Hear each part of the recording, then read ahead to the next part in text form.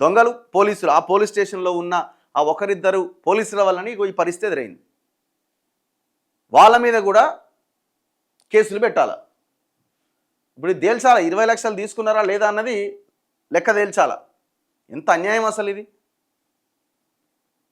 ఇప్పుడు మీరు చూడండి, పోలీస్ వ్యవస్థ మీద ప్రజల అభిప్రాయం ఏంటో కనుక్కోండి.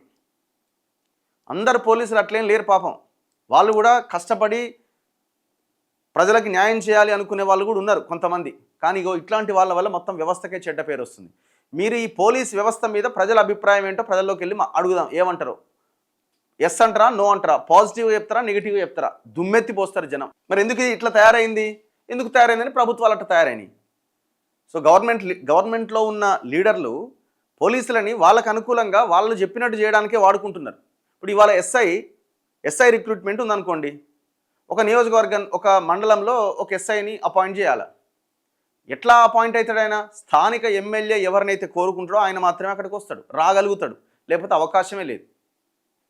ఇది ట్రాన్స్పరెంట్గా లేనే లేదు అసలు. నేను చెప్పినట్టు వింటాడా? ఆయన బ్యాక్గ్రౌండ్ ఏంది, ఏ ఊరు, ఏ కులము, ఎట్లుంటాడు, నేను చెప్పినట్టు పని చేస్తాడా, అన్నీ ఓకే అన్నప్పుడు పెడతాడు. లేకపోతే కథం. ఇక